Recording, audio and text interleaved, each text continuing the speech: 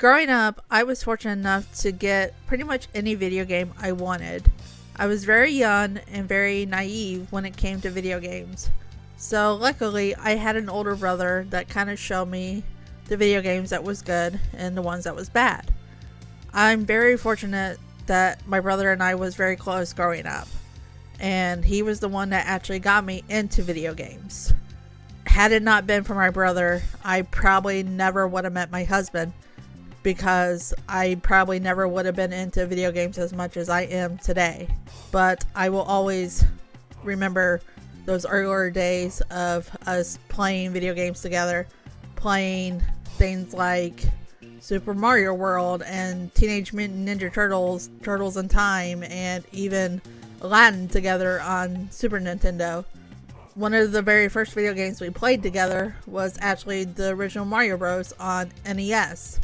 And then we played Super Mario Brothers together. It was very good times back then, and I will always cherish those memories.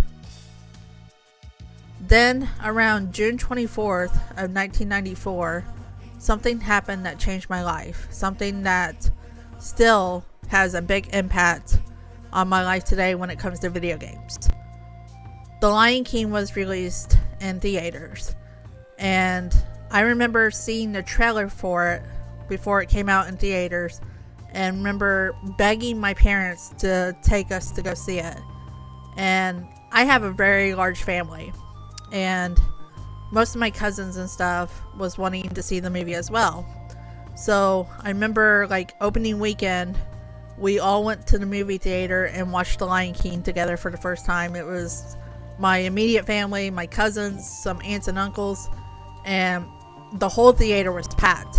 Everybody was wanting to see this movie, and it was different from the Disney movies from before, and I loved it. I loved every moment in the movie, and yes, I did cry when Mufasa died. When I saw that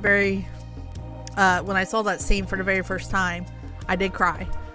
So the movie was really good, and everybody loved it, and it is still my favorite movie to this day. And I'll never forget the experience of getting to watch it for the very first time. After that, after the movie came out, I would rewatch it.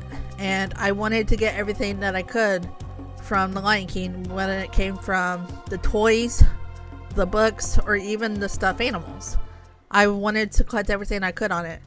And my parents would, again, I was fortunate enough to have parents that was able to afford this kind of stuff.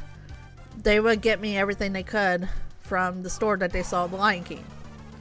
Then something else happened that really impacted my life. I was watching TV one day. I remember this very, very well. And a commercial came on, and it was showing The Lion King. I was thinking, okay, this is cool. This has something to do with The Lion King. And my brother was watching it with me as well, because at the time we shared a bedroom, and he was watching TV with me in our bedroom.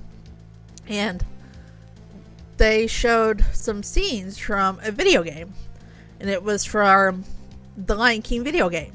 And I was thinking, oh my gosh, this looks so cool. I have to play this game. This is like my favorite movie. My parents know how much I love this movie, and my brother knew how much I loved it too, and he loved it just as much as I did.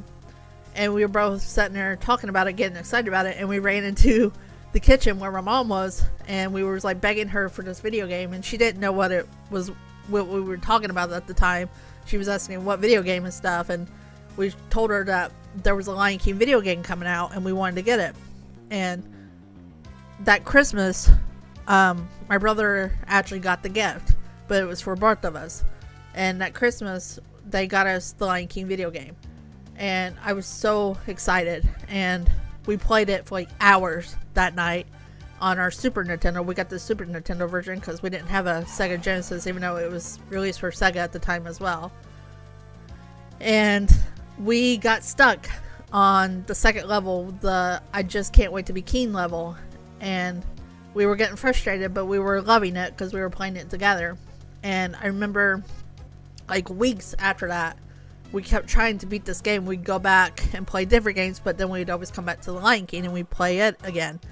And we kept trying and trying, and eventually we got better, and we got past the I can't wait to be king level, and we got past the elephant graveyard level, and so on and so forth. and we just kept playing it. And we got to, I want to say it was like the second last level of the game, and we just could not get past that level. We would get so close and we just could not do it. And some of my older cousins would come in and visit at times throughout the year, mostly during the summer. And even up to that summer, that next summer after that Christmas when we got the game, we were still trying to beat it. And we would always get to that one level and we just could not do it. So I remember one night, it was a weekend, it was like a Saturday night, I believe, or a Friday night. And on Friday and Saturday nights, my parents would let us stay up late. And they said that we could play video games. Like, they didn't always want us to play video games, even though it was something we enjoyed. They wanted us to be normal kids and stuff as well, and go outside and play and all that stuff too.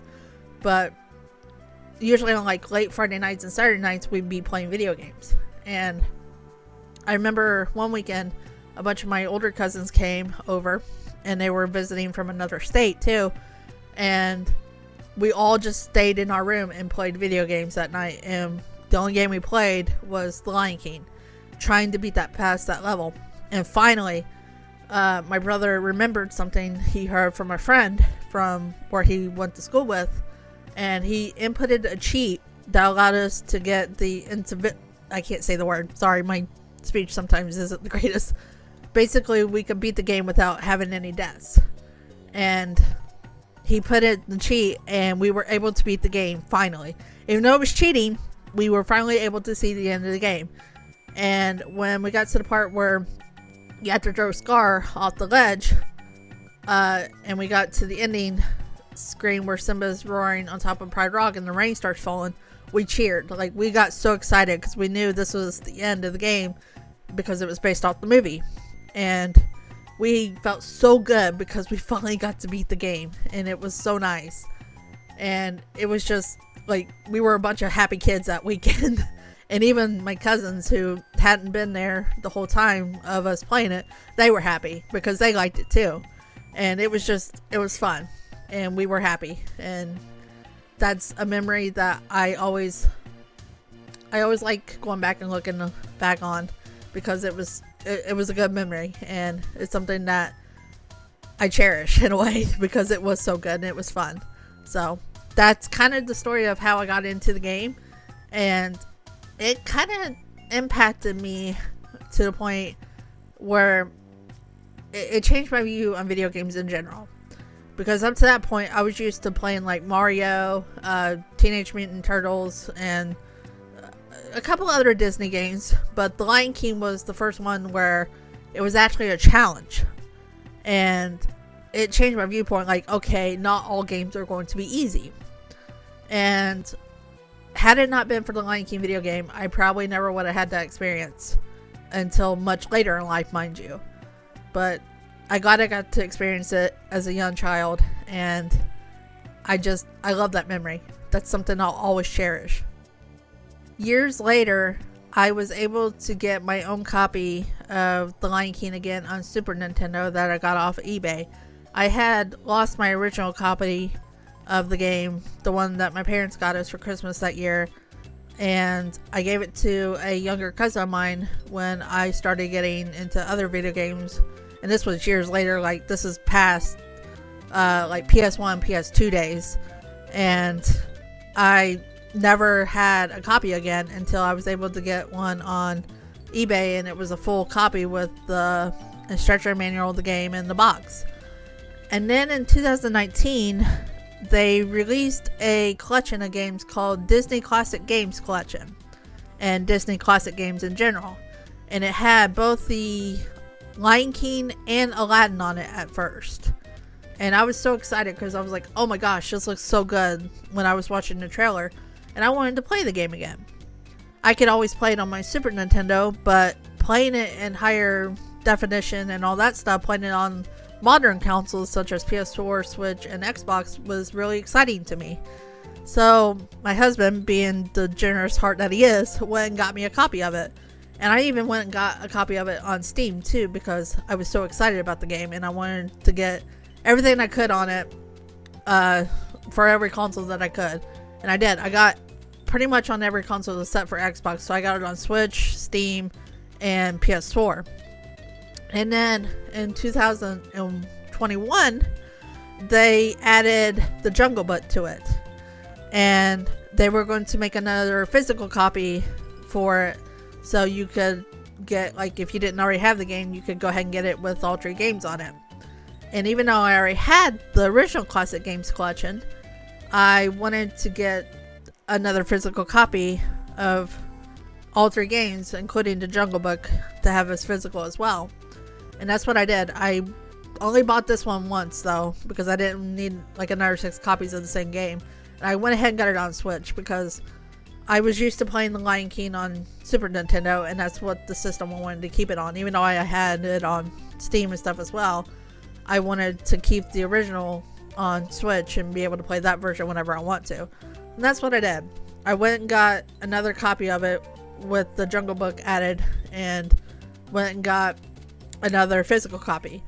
And you can go, if you just have the original Classic Games, you can still go get the Jungle Book, and it's as paid DLC. You just have to pay some money for it.